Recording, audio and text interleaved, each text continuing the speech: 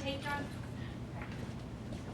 Oh, well, let me introduce you. Hi, sorry, everybody. I'm Ashley Olson. I'm our school social worker, and this is Lauren Boyle. She is a clinical social worker in the community, does private practice, has for 17 years, I think. So, yeah.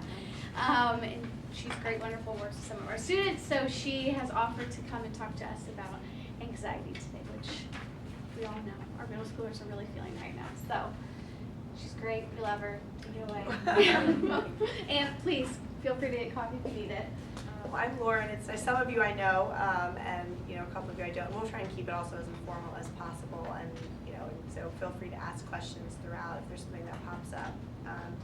So we're going to look at the inverse relationship between self-worth and anxiety in middle school students, and there's certainly, like Ms. Olson said, there's a lot of anxiety to go around in all the grades, but I think particularly middle school is kind of primed for it. So a little bit about me. I've been a social worker for over 20 years, and I've been in private practice for 17 years. I opened up my own private practice a couple of years ago. I have my undergrad in social work from JMU, and my master's in social work from Virginia Commonwealth University. And right now, historically I've worked with 5 and up, probably primarily 5 to 17 or 18. Recently, I'd say right now, the bulk of my practice, the kids are between 12 and 22, so kind of like pre-adolescents, adolescents, and young adults. And so I'm really enjoying working with that age group right now. And I work with a variety of different topics, with clients, but some of my, interests are kind of listed below. And I think something that I've seen the most, particularly since COVID, is anxiety, and then anxiety related to school, sometimes going as far as, the school avoidance, because of the anxiety, and that seems to be much more prevalent. And then I'm also on the board of Backpack Buddies Foundation of Loudon, so I do some work with the schools and fundraising, and we give out grants and things like that. So that's something I do separate from work. Okay, so and today's goal is, I put them up there, and really to look at the inverse relationship between the two. And so basically as anxiety goes up, self-worth seems to go down, and then vice versa. So if you can kind of tackle both pieces, then you can try and maybe get to a balance a little bit in the middle. So we're going to look at defining self-worth and self-esteem, and there is a difference between the two. For the purposes of this presentation, we'll primarily be using them interchangeably, but we'll kind of look at a little bit of the difference for the context. Define anxiety, kind of have a working definition so that we're all thinking of anxiety in a similar way. And then to look at self-worth and anxiety in the specific context of middle school students, because they are a unique population. I think there's some things that we see more with this age group than we might with other age groups. And then look at strategies that you all as parents can do to provide support to your kids to kind of work on the anxiety and self-worth combo. Okay, so self-worth. So there's 2 definitions up there, and self-worth, one is a feeling that you are a good person that deserves to be treated with respect, and self-esteem is confidence in one's own worth and abilities. So you can have a positive self-worth overall, but maybe have a self-esteem that isn't so great in certain areas. And so, maybe like certain classes might be challenging, but overall you feel like, okay, I feel pretty good about myself. So self-worth is kind of like the umbrella, and then self-esteem is kind of like the, the pieces underneath of it. And I think that, when you're looking at self-worth and self-esteem, and again, we'll use them primarily interchangeably, but I think it can be challenging to have, a good self-worth, particularly when you're a middle school student, because there's lots of obstacles and things coming at you. And so, building blocks for self-worth and self-esteem, and I talk about it in terms of building blocks because I think you can think about it as wanting to have a really good structure and a really good base at the bottom. And that way, if you have a good base and you kind of build up, if one of the blocks gets knocked down because something doesn't go so well, you still have a base left and you have a lot of other pieces there. And so, what are some ways that we can help build, self-esteem in our kids, or that, where it seems to work, is that having successful experiences, and that's really kind of like trying to set your kids up for success as much as possible. If they show an interest or an aptitude for something, trying to nurture that and encourage that. It doesn't mean that we only put our kids in things that we're really good at, that they're really good at, but just trying within each activity they do to find something maybe where they kind of excel and be able to point that out. And in general, also being around people is a way that people build self-esteem. So being around positive people, nurturing people, that's really helpful. As far as friend groups go, I think the goal for our kids is that if they go into a friend group situation, they leave the situation feeling at least as good as when they came in or better, and if they're consistently leaving a situation feeling worse about themselves, and that would be, you know, a time where we'd want to maybe try and explore and talk with them about, you know, what's going on friend group wise. I think too it's important to try and help kids understand the value of who we are and not what we do. So kind of look at more the overriding person, the internal qualities and characteristics that we can't see, so that, you know, if you're a kind person, if you're a helpful person, you know, if you're compassionate towards others, and then, you know, also looking at things that we actively do that are a little more concrete, but, you know, try and have, you know, that value piece in who we are. Setting obtainable goals and realistic expectations are really important. I think I see primarily with school a lot of times, coming out of elementary school maybe too, you know, kids are used to getting all A's and maybe didn't have to work that hard. And so there's an expectation from the child themselves and also from the parent that, you know, we're going to continue to get all A's, and that may not be realistic. You know, as each year goes on, the demands get more, and I think it can become more unrealistic to think that we're going to be able to do, you know, all A's. And so really, and that goes with activities too, you know, trying out for a travel team, making a travel team, then maybe not getting to play on the travel team, and would it have been a better idea to be on the rec league and, you know, and really get a lot of playing time. And there's not a right or a wrong answer, but just things to kind of think about. Another piece is acknowledgement and recognition. It's really important that we take the opportunity to acknowledge when there's something that's gone well and not miss that opportunity. You know, like in middle school, or most of the middle schools, they do the AB honor roll assemblies. Kids love that, they really like it. It's important, you know, for them to get that acknowledgement. And we can get acknowledgement from teachers, administrators, coaches, parents. A grade could be an acknowledgement of something that you've completed. And then descriptive praise is really important, and we'll talk about that later on, but that's basically when we're talking with our kids, saying something specific about something that we liked instead of something general. So instead of saying, you played awesome today, it might be, you know, I loved how when you got to the goal line, you really, you know, paid attention and then you sucked both shots. Like just something specific, because that usually means more to them, particularly coming from a parent, because a lot of times kids will say, positive praise that parents are giving me doesn't mean as much because they're my parents and they have to say something. So the more descriptive you are, the harder it is for the child to kind of push back on that, I think. And then another piece that I think is really important in building self-esteem is kind of focusing on and accentuating the positive instead of the negative. And an example I used to use, or I like to use because I think most of us do it, it's human behavior, is if we ask our kids to clean their room and they've been up there for a couple hours, we go up and most things are clean, but let's say there's like a book or two or some paper on the floor. When parents walk in, most parents, the first thing they're gonna say is, why didn't you pick those things up off the floor? Even if 95% of the room looks great. And so, you know, if we make an effort and we're coming in like, you know what, you did a really great job, your room looks good, let me help you get these last couple of things off the floor. Just the way in that approach makes a huge difference. That keeps communication open, feels less judgmental, and is an opportunity, not just in like the room cleaning situation, but across the board if we kind of look and try and focus on the positive. And it's not that you need to ignore the negative, but, you know, just kind of maybe do that second and focus on, you know, the other first. So those are some ways about, you know, for the building blocks for self-worth. Anyone have any thoughts or questions about ways, you know, they see with self-esteem and self-worth in their own kids?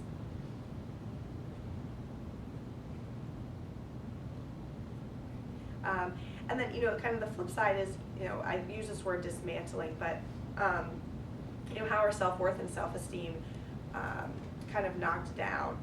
One of the biggest ways, I think, is comparisons. And so we can role model for our kids, not comparing ourselves to other things just when we're talking to them in general. And then, because now with social media and having all the kids have their phones in their hands, you can compare to yourself to people in person while you're sitting in class, and then you can compare yourself on the phone to people you don't even know.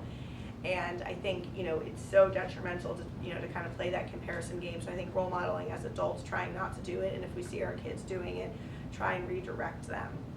And again, focus on overall that value of who you are and not how you look or, you know, what you're doing.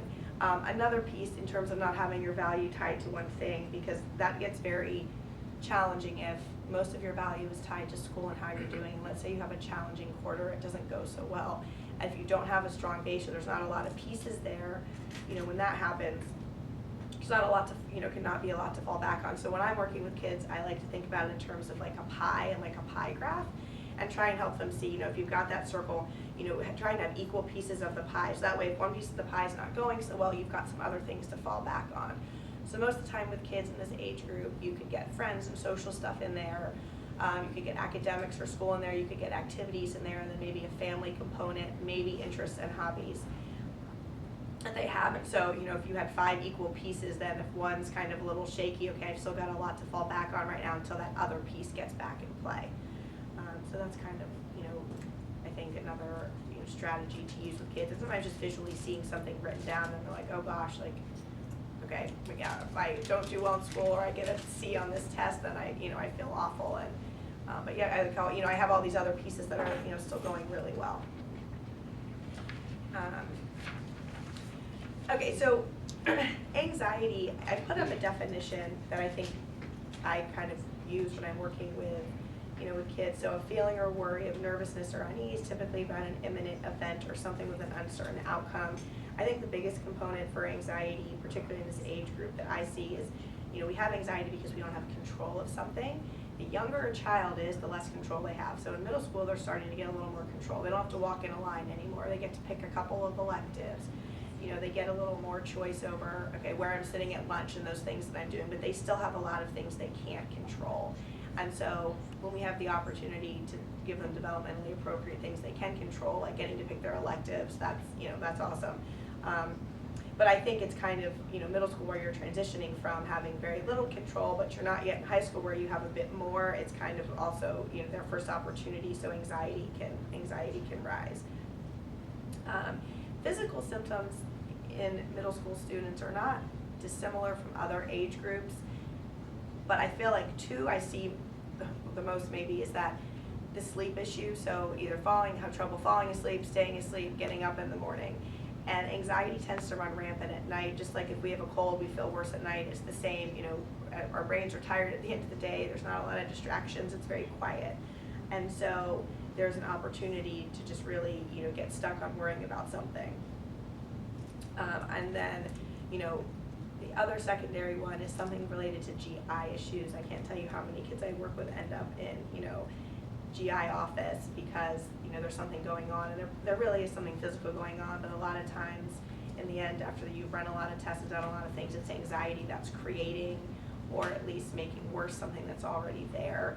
And our stomachs or our guts, are thought of as our second brain, so there's a huge connection there. And so if there's something worrying about, you're going to likely feel it in your stomach.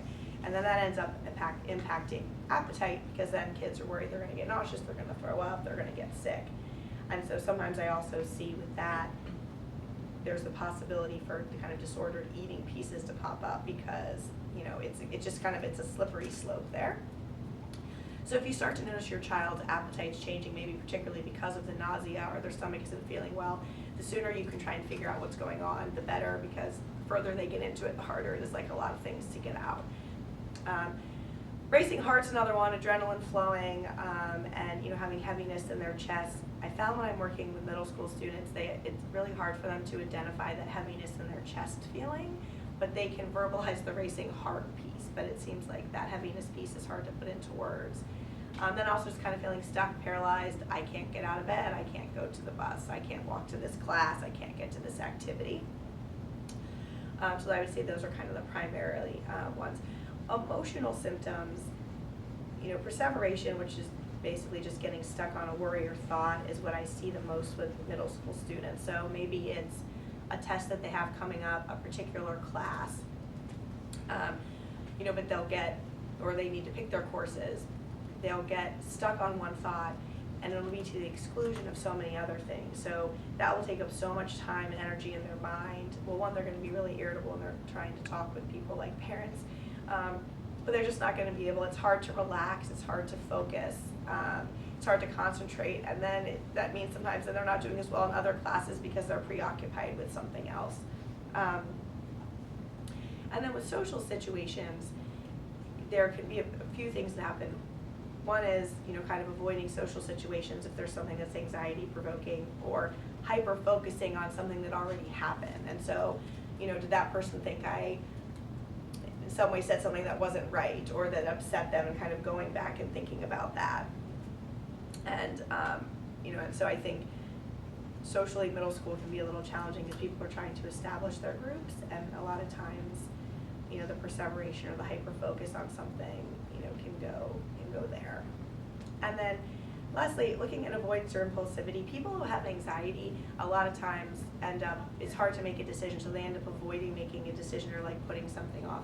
And then there's people who have anxiety and it's so uncomfortable that they want to make a really quick decision because they just want to get it off of their plate. And so I think that's very similar to the flight and fight thing that we often think about with anxiety. And so, the flight is the avoidance. I'm going to put this off, I'm not going to talk about it, I'm just going to pretend it's not there. The fight part is the impulsivity part, where you make maybe kind of a quick decision just to get it off of, and kind of move forward. Any questions or anything about any of the anxiety stuff that we talked about so far?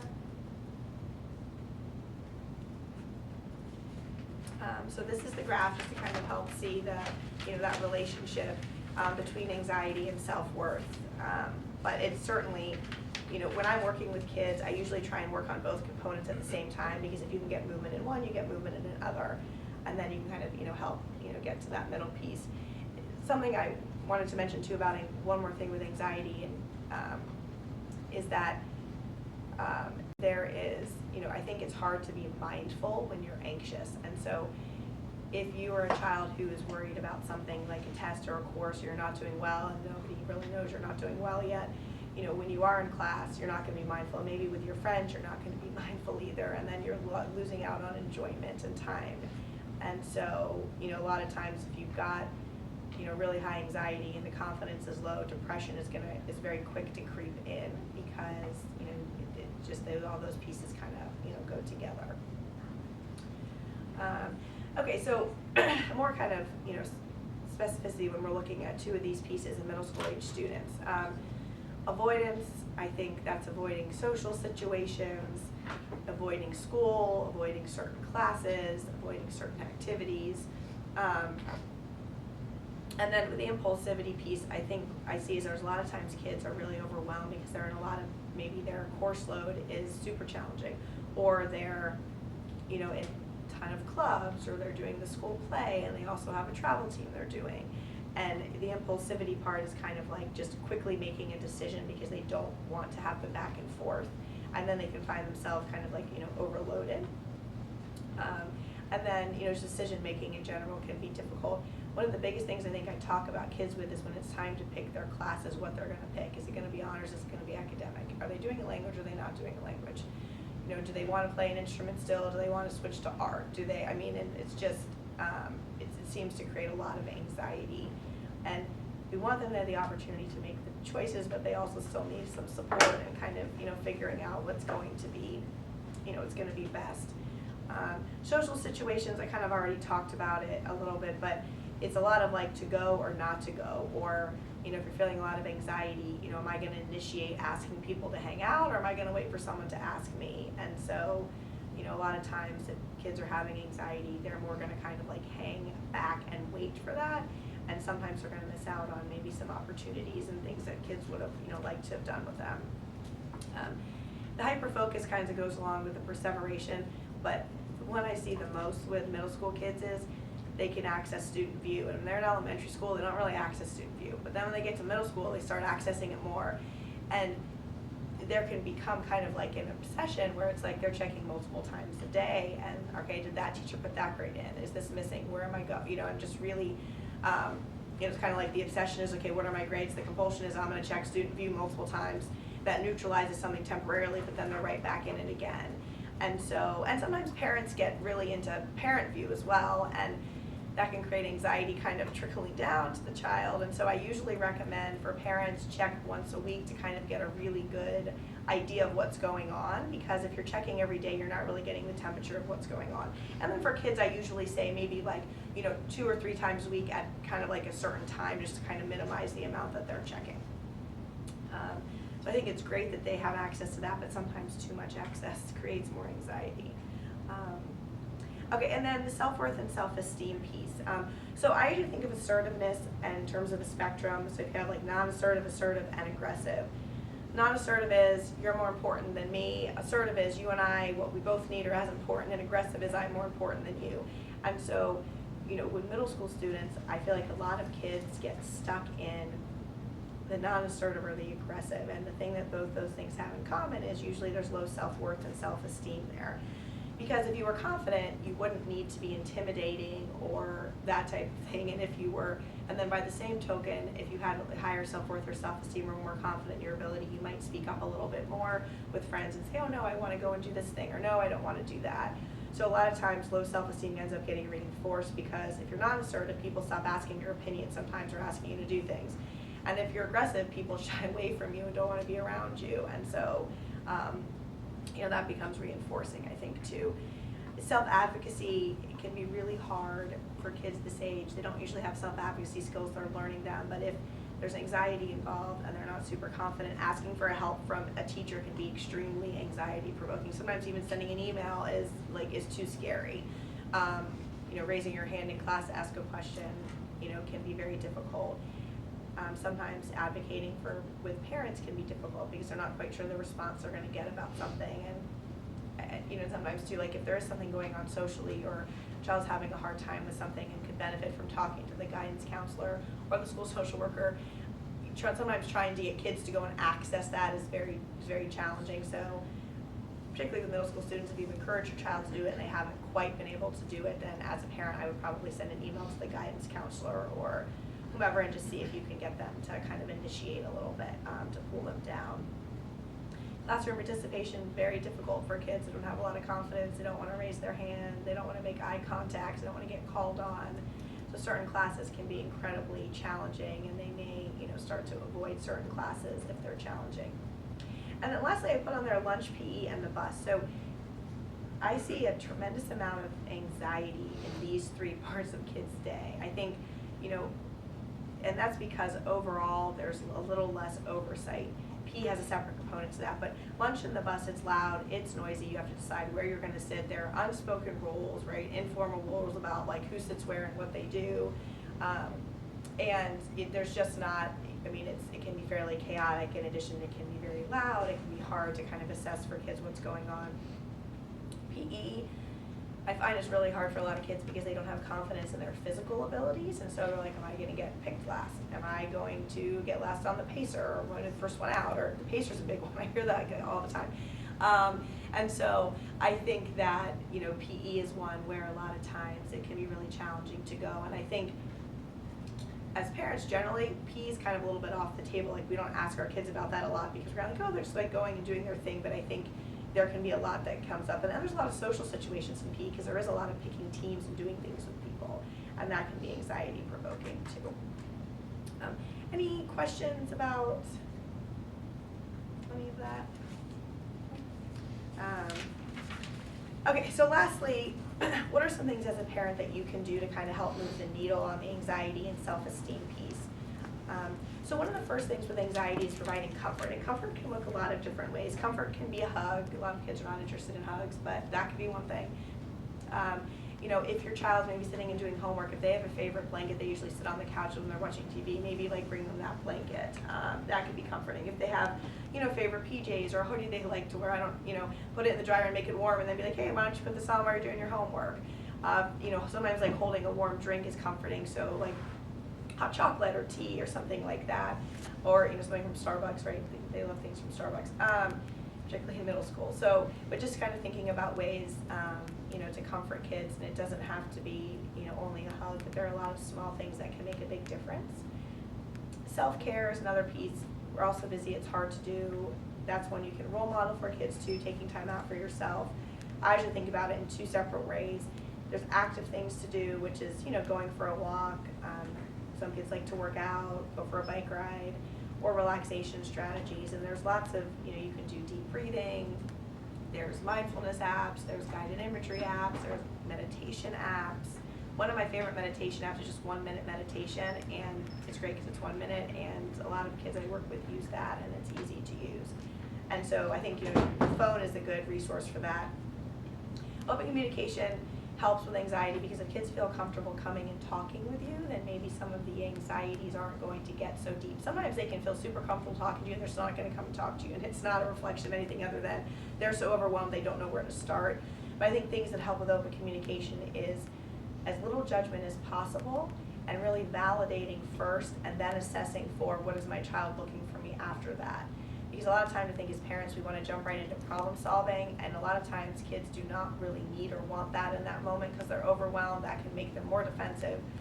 Sometimes they kind of shut down a little bit. So err on the side of validation, and then maybe kind of say, hey, you know, can I help you come up with a strategy for this? Or, okay, you've got all this schoolwork to do, maybe we can come up with a schedule of how we're going to fix it, but kind of validate first, problem solve second. Accessing the resources at school, all the unified mental health teams are great and willing to help and support kids, and reaching out to them directly. And now you can find everyone's information right on the front of the school website. A few years ago that was not possible. You would call and no one would know how to get a hold of anybody, and now that is not the case. So, you know, everybody, the social workers, psychologists, guidance counselors, everyone's information is on there. And then, you know, outside therapy sometimes, you know, can be something else to do if it seems like, you know, your child maybe it's hard to get them unstuck with some of the things that you're trying.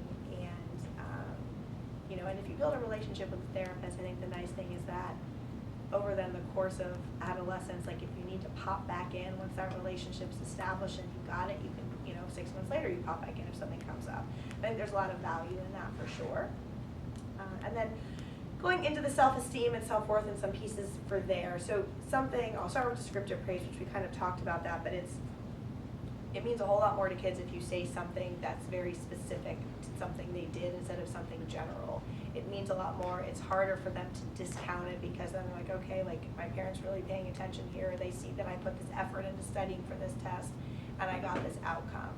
So yeah, instead of, oh, that's awesome, you got an A, you know, I love that you made those flashcards and sat down for, you know, 30 minutes and let me help you with them, and then, you know, you got this grade. Self-compassion is something we can role model for our kids. It's really important. So there are 3 main components to self-compassion. And self-compassion doesn't mean abdicating responsibility. You can take responsibility for something and encourage your kids to do the same, but still have compassion for them and yourself. And so there's 3 main components. The first one is kindness. So being as kind to yourself as you are to others, treating yourself well. The second component is connectedness, and that basically means talking with people, sharing with people, not being in isolation, you know, not withdrawing. And then the third component is holding what's going on in a balanced awareness, and that's really hard to do for kids and adults. But it basically means not over-exaggerating what's going on, but also not under kind of, you know, but not minimizing what's going on. So kind of finding like, okay, like this happened, this is where I am, and kind of like feel it and then try problem solve and move forward. And so I think self-compassion can be really beneficial. And then school involvement, the more connected somebody feels to their school, the safer they feel, the more likely they are to go. That can be with activities, that can be, you know, the school play, the school basketball team, relationship with teachers, relationships with their guidance counselor, social worker, psychologist. All those pieces become very important, because then if a child starts to have something that's not going on, but they have the confidence, okay, well, I've got this connection there, then sometimes that will help them get unstuck a little bit faster. Activities in general, you know, kind of figure out what your child likes to do, help them find their group of people and their activity. There's lots of options, and, you know, and I think sometimes as parents we may funnel our kids or have an expectation that this certain thing is really going to be their thing and it isn't, or this group, you know, that the group that they're with theater with are going to be, you know, the people they're wanting to hang out with, and maybe it's not. So kind of just paying attention to that. And then fostering friendships, encouraging kids to initiate, being like, oh, I'm happy to drive your friends to the movies, or do you want friends to come over and hang out? And, you know, trying to encourage that. You know, at this age, you're not doing play dates where you're texting the parent anymore or anything, so it's really going to have to be between, you know, you and your child, and really encouraging them to text the friend. And if they're having a hard time knowing what to say, then help them like craft the text and, you know, and send it, and then follow back up with them. So I think that piece is, you know, is really important too. So that's it. So I don't know, any thoughts or questions or anything at all? I'll have a question. that I hear often from parents is, oh, I'll get it, don't worry about it. Okay, is at what point, and you kind of touched on it, but how do we know when what we're doing at home isn't enough? Like, when would you recommend them reaching out to therapists or something? Because, you know, middle school, it feels like they're all self-conscious and they're all for sure. have low self-esteem. So at what point do we know, like, that this is a problem that should probably be addressed by professionals? So I would say usually if you've tried some informal things, but you're going on, you know, a couple weeks into something and you're not seeing any change, and or if somebody's functioning is becoming super impacted. So, you know, if your child's starting to have a hard time getting to school, wanting to go to school, if you see that they are not reaching out to friends anymore, and you know you've kind of encouraged they're still not. So I think if you've encouraged for a couple weeks and you're not seeing any movement at that point, I think that, you know, seeing an outside provider, you know, could possibly be helpful. Yeah. So do you have any tips for kids who are super resistant? And I guess this sort of piggybacks off of what she was saying, but if there is a persistent issue, and maybe it's not even a huge big deal, but it's just, hey, we need help with this, we need to get some tools, and you have a kid who's super resistant, particularly one who's sort of perfectionistic and all of those, you know, character traits that make it hard to ask for help. Do you have tips for? So yeah, I think, you know, a lot of times I work with kids a lot, right, with the perfectionistic tendencies, and then who kind of view asking for help as, you know, somehow being a weakness, or there's, you know, there's going to be a piece where, or if you go up to a teacher and ask for something, they're going to be like, well, weren't you paying attention, or why didn't you, you know, well, weren't you in class the other day?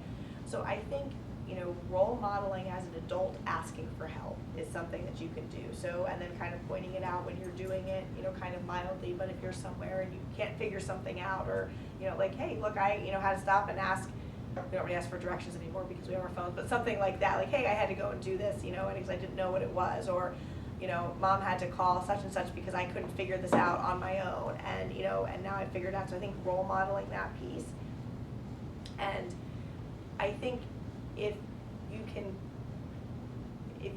get a child to talk with somebody who's not in your family, maybe that's the guidance counselor, the social worker, the school psychologist, if you can get them to that point, a lot of times that's a way to get a little bit unstuck with the asking for help thing, because talking with a guidance counselor or someone like that, it is help, so to speak, and then once they're there, usually kids are like, oh, right, this is really helpful, and then, you know, gain a little bit more confidence about being able to do that.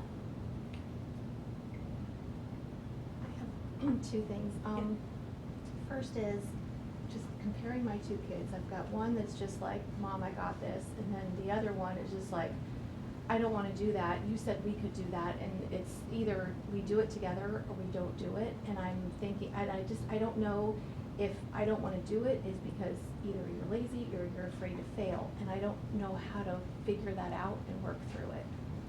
Yeah, I think that, you know, a lot of times I think it's a combination of both. I think that the fear of failure keeps a lot of people, not just kids, right, but keep a lot of people stuck. And, you know, we can say to kids, like, you know, I'm like, well, you know, failure is an opportunity for growth, right? Like these things, and kids are like, you know, don't really, you know, not really interested, you know, in buying into that. I think that, you know, if you have a kid who is very reticent to want to do things on their own or want to try new things, I think doing the best to find like something that they've got a little bit of confidence in, and then kind of, you know, going with that piece. If you can't find something, then a lot of times I think, like if you want your child to do something in the spring as a spring activity, and they're like, well, I don't really want to do that, or I don't want to do this, or if you're not going to come with me, I'm not going to do this. Giving them a few options and then just saying they needed to pick one of those ones. I think it depends how resistant they are, if they're going to be able to, you know, kind of get them out the door to do that activity. Simple stuff like making cookies by yourself or doing your own hair. It's not going to look as good as you do it, you know. So it sounds like, I mean, so in that piece, maybe the confidence level a little bit too, right? And I'm not going to be able to do it as well. So I think starting out in really small steps, and so, you know, if it's making cookies, you know, help make the dough and maybe like get it on the pan, but then be like, oh, I've got to go and do a work you know, I've got to go and do work call. When the timer goes off, take the cookies out, right? So kind of like slowly and, you know, giving some opportunity for them to build a little bit of confidence and kind of breaking it down into really small Okay. parts. That can be exhausting, but that would be one way to kind of move towards that. Okay. Yeah. I was gonna say something about that. I have I have some issues like that with one of my children as well. And I have found that I'll give this child little things that I know would be a hiccup. Like, it's doing hair isn't one for us, but like, let's say it's that, then I have found when there are things that are challenging that I know might cause anxiety or I'll get pushback, I try to purposely not assign those things, but encourage those things when there's no pressure. Like, it's not a school morning, we're getting out the door, or it's not like you're making cookies for a family event and they need to be done in an hour. I try to do things like that.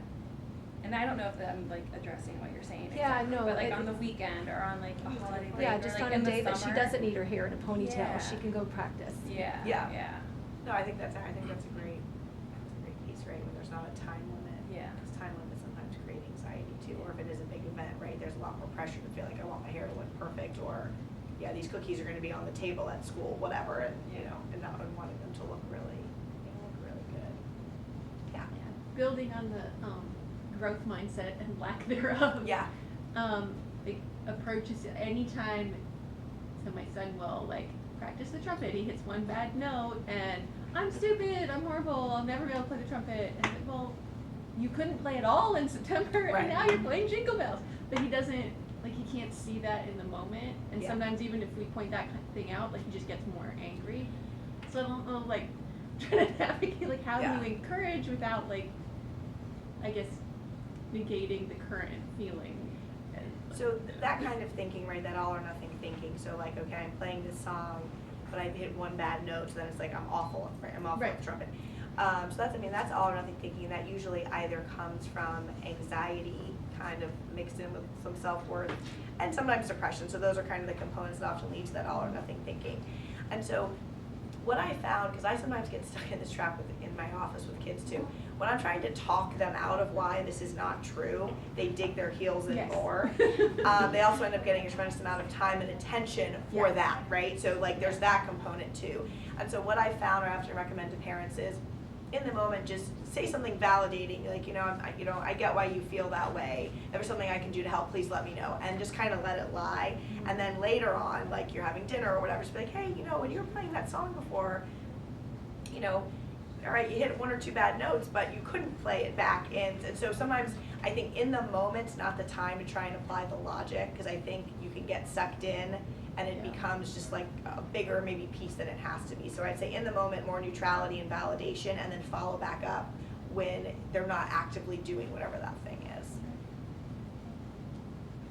So I had another situation Yeah. where my daughter came home and was like, yeah, so-and-so saw this kid vaping in the bathroom. Right. So I called the school. I told them. And sadly, this person had a history of doing other terrible stuff where there was suspension and stuff. And so it led to that for this kid. And, she came home and she's like, Mom. And so she gets pulled to the counselor's office and is humiliated. And this is why I don't tell you stuff. So I'm like, I want to help, but I don't want to close the areas of communication. It's challenging for sure. I think, when your child brings something like that to you, you kind of assess in the context of the situation, their level of concern about it, how they feel about it, if they feel in any way like their safety is at risk or something is going on. Sometimes if you are going to call the school, if there's possibility, like, please, I just want to bring this to your attention, but please don't, call my child. I don't know. I don't want to. Do you all have any suggestions on that piece? I'd rather not speak for you. So No, I yeah, I mean, we would like, if you might have said that, you might have said, please don't involve my kid, I they might have said so- that, So, I would suggest doing that, and then if we don't follow through, I mean, that's on us too. But there are absolutely ways for us, though, to not involve a kid. what I would imagine, typically what happens is if that happens, we'll bring the kid in and not, the other kid that, you know, whoever, maybe offense or whatever, has no idea that we've talked to this kid. They feel like everyone knows because, oh, I went to the counselor's office and you know, everyone saw me go in there, so they must know that I'm the one that told. And oftentimes, no one knows. I don't, in this situation, maybe they did get involved and their name was shared somehow, but I would say in all the instances I've been involved in, probably you guys too, we keep, if someone has reported something, we keep them totally anonymous. But your kid might have felt the burden of reporting, even if no one Well, has so it told actually you. wasn't my child, it was her friend. So they both ended up having to go talk. And so then I'm like, oh, I just then it's didn't okay, yeah. anticipate any of that, you know? Well, yeah, unfortunately, like, and if it's a case of, you know, drug use or something at school, then as the parent, of course, you're gonna report it because, and that's, I think, the hardest balance as a parent is, am I your parent or your friend? And especially at this age, it's so hard because this is when they start to drift and they don't want that relationship, if that makes sense. I think one way that when you're in that, if you're in that situation and you're wanting to maintain the open communication, yet you still need to do what you need to do as a parent because it's important, you know, to do that, is let your child know ahead of time what you're going to be doing. And then they can, you know, they'll throw their fit and have their meltdown, Yeah. and then it just is what it is though. But then that trust piece is there still because it's sometimes then they feel like if you did something after, I don't know, they're just like, then they get stuck on that and then it, you know, can impede. So I think telling them ahead of time, and again, they'll have their meltdown and their fit, but at least they knew what was coming kind of. And then, you know, you can follow up or kind of have that conversation. Hey, you know, the guidance counselor might called you down. No one's gonna know why you're going in there. They could think you're getting called down because, you know, you need to, you know, switch out of a class or you're talking about what class you're gonna pick next week. You know, next year, and kind of if they know ahead of time, I think that's a way to keep communication open in those challenging situations. Because those are, you know, they're tough, and it's just one of those things where it's kind of like is what it is. So how do you minimize the impact when it comes up? And I think that's one way to minimize it, and then at least that trust piece and the communication maybe stays open a little bit more. And we've had similar, my son's been picked on, he's not at this school, he's at Smarts Mill, but trying to get him to self-advocate, like they have a whole system for like requesting to see or report anonymously to the counselor, and he's very self-conscious about being called out of class, because Yes. then everybody knows I'm being called out of class. So like we've tried to have him like, put a note in your request that they don't make a big deal when they come to get you, but there's been times where he hasn't reported things because of that. We're struggling with some of the bullying stuff because he's very small for his age, and so he's got like Target written all over him, you know. So that's definitely. I know that the counselors and everything encourage them to come in anytime and all those things, but it's still like that. It's fine. I mean, I've Yeah. had kids blatantly say, I'm not going in your room, that's where the kids with problems. Right. Yeah. Like, oh, well, we can meet somewhere else, you know, Maybe so. we could go in at lunch or something, you know? Yeah, I know for a lot of kids, it's hard. so many kids, particularly in middle school, want to fly under the radar anyway. Yeah. Yeah. And then if you have anxiety mixed in with that, you like really want to be under the radar. So the idea of getting called out of class, not going to lunch, having to go a different direction at lunch and go to the office instead of going to lunch, for us, we're like, what's, you know, for me, I'm like, oh, I'll just go do that. But for a child, they can literally feel like all eyes are on them, right? And so I think it's a hard situation. I think too, you know, if your son, it can develop like a relationship with a guidance counselor, or if you reach out to the social worker or someone at the school, maybe that would be helpful, because then it would just kind of be more like a regular thing that you might be checking in with somebody, and that would be a way where it wouldn't seem like, oh, all eyes are on me. Yeah, and you can always, you might have already done this, email them and just say, hey, FYI, I'm sure you've had lots of communication with them, Yeah. but if you ever have any tidbit of info that would help with your kid, just, we would rather have more information than not. And again, you can, like, I would recommend telling your kid, hey, I'm gonna email your counselor so they know. Because if there's any, even if it's well-intentioned, but they don't know that you've shared info, they will probably feel a little betrayal, even if it's like, well, I was trying to help, and I was just telling your counselor, I wasn't telling your, you know, whatever it is, but.